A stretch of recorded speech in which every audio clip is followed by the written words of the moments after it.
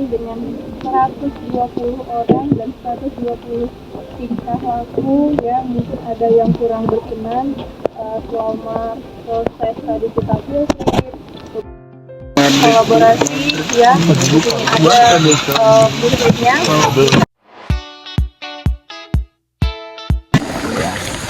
Mudah-mudahan kalian juga nanti generasi penerus kami ya. Kalau kami di Kebun Semayang ini kami melakukan dengan sistem kekeluargaan, tidak ada sistem dengan jabatan. Saya lakukan di sini begitu. Jadi kami dengan tim bagaimana kami menyikapi halaman publikasi sebaik mungkin dan membuat proses terkini serta rendemennya supaya perusahaan itu dapat laba dari kebun kita ini. Dan memang mohon maaf sebelumnya untuk yang bagian hama penyakit ya, karena keterbatasan kami penyampaiannya hanya yang bisa kami lakukan.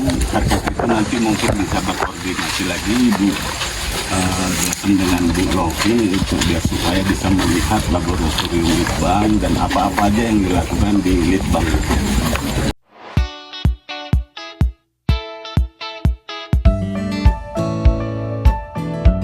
Pembangunan pabrik gula SEI Semayang dimulai pada tanggal 21 April tahun 1981 dan selesai pada tanggal 15 Oktober tahun 1982. Pabrik ini diresmikan oleh Presiden Soeharto dan memiliki kapasitas awal sebesar 4.000 ton tebu per hari. Pada tahun 1996, terjadi peleburan antara PT Perkebunan 2 dan PT Perkebunan 9 yang menghasilkan pembentukan PT Perkebunan Nusantara 2 PT PN2 yang kini mengelola kebun dan pabrik gula di SEI Semayang serta area lainnya di Sumatera Utara. Luas areal PT PN2 Kebun SEI Semayang adalah sekitar 121 hektar, 36 hektar untuk planken dan 85 jam untuk ratoming. Struktur organisasi perkebunan SEI Semayang yaitu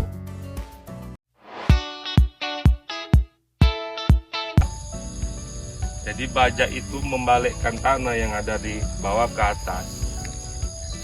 Syarat baja itu ada. Yang pertama dia harus tumpang siri, jadi tidak boleh ada tanah yang dilewati. Jadi operator itu membalikkan tanah itu tidak boleh ada yang dilewatinya. Terus dibajak satu secara horizontal, kita bajak lagi, bajak dua. Setelah kita diamkan selama minimal dia itu 1 minggu.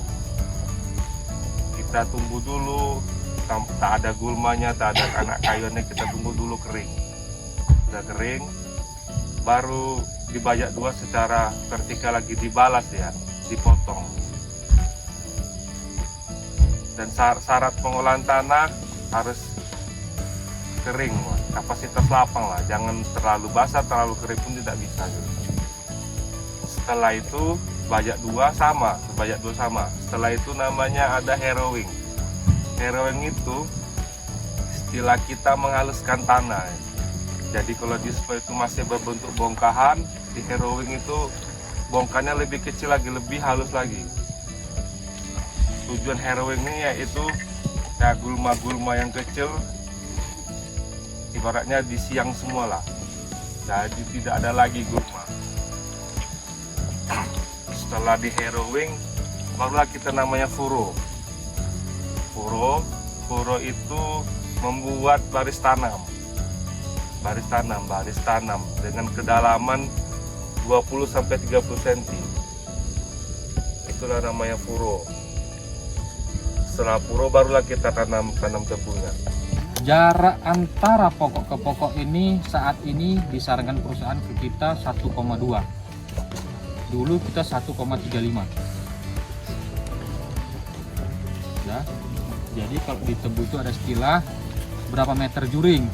Ada yang 7.400, ada yang 6.600. Cara menghitung 7.400 dan 6.600 itu adalah 10.000 dibagi jarak dia tadi. Jarak dia tadi berapa? 135 atau 1,2. Dan untuk panjang barisan ini tergantung lahannya. Kalau kita kan belum full mekanisasi, masih kita bisa 50 meter, 100. Kalau mekanisasi standar yang harus ditetapkan itu minimal 200 meter. Karena di situ biar efektif alat dan bahan bakarnya. Namun untuk Sumatera Utara kalau kita buat panjang 200 meter, tebunya nggak pernah berhasil. Standarnya minimal 2 minggu. Standar ya, standar untuk Ya, bajak 1 ke bajak 2 minggu, dari bajak 2 ke harrowing 2 minggu, dari hero ke puro nggak boleh tidak. Wajib dilakukan hari itu juga.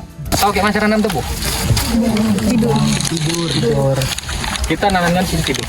Iya. Nanti ini dan overlap ini tadi. Iya. 20% Tebunya ada istilah bagal mata 2 mata 3. Itu bagal mata 2 3 tuh contoh ini kan baris pertama. Tebu ini kenapa ada mata tunasnya.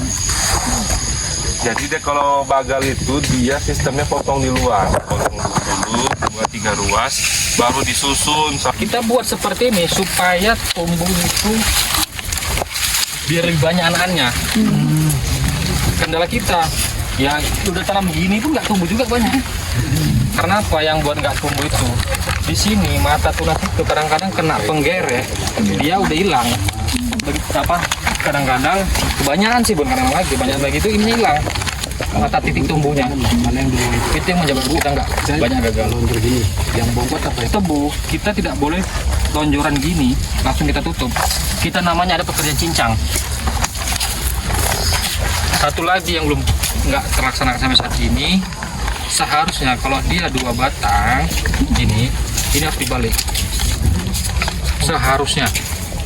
Karena ya pertumbuhannya merata, standarnya kita ecer bibit dulu, baru pupuk, ataupun ecer bibit cincang, pupuk, baru tutup. Untuk varietas, untuk region Sumatera, setahu saya ya, yang sebetulnya rendemen yang cukup bagus itu lagi GMP atau bunga ABM. BM bagus, bunga mayang atau di sini pun disebutnya BL, kudu lawang. Nah, yang kita pertahankan sekarang sebetulnya pada umumnya BZ. BZ ini dia tahan terhadap hama, terus umurnya juga ya masa akhir dan tahan terhadap genangan air juga lumayan tahan, terus bobotnya juga lumayan. C itu adalah tanaman baru atau tanaman yang kita olah ke tanam, itu tanaman baru. Ratun itu adalah tanaman lanjutan. Di sini PTP2 sampai ratun 3.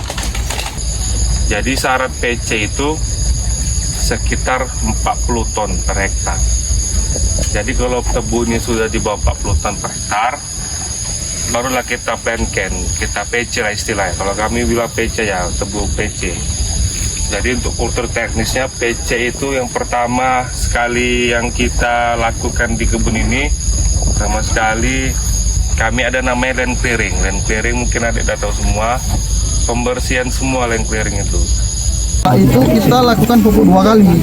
2 kali itu pakai ZA dosis 200 kilo per hektar sama KCL 250 kilo per hektar. Sama bolong-bolong ini adalah serangan hama. Dia itu PBB. Kalau PPR mungkin lubangnya dia identik lebih dekat di sini nih. Setelah mengamati, kalau memang di ambang batas tidak bisa lagi baru kami aplikasikan namanya Prepaton gitu. Bahan aktifnya Prepaton, dosisnya 0,5 liter per hektar. Setelah itu udah masuk lagi kami namanya herbisida pos. Herbisida pos biasanya kami itu di umur 100 hari atau 3 bulan. Herbisida pos itu penyiangan secara kimiawi. Bahan aktifnya amitrin 3 liter, tufordia 1,5 liter ditambah glifosat. Setelah itu barulah namanya ada Klentek 1. Klentek 1 itu usianya 5 bulan.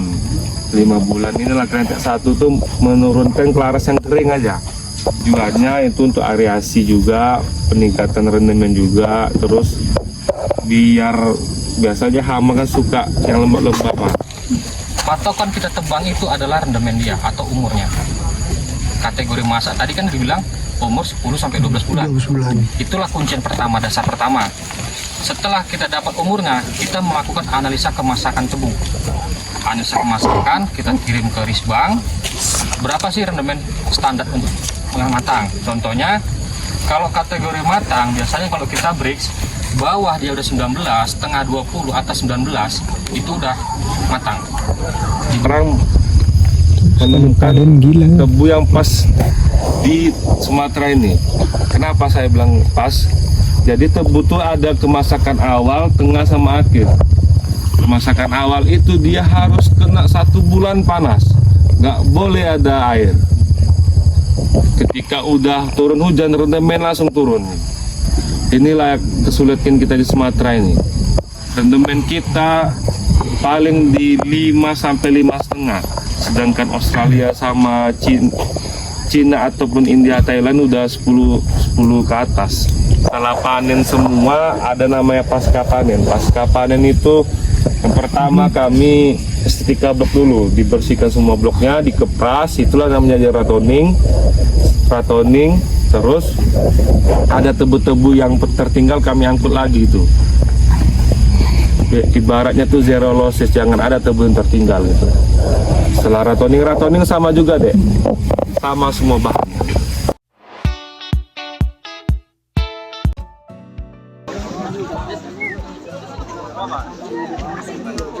Satu, dua, tiga.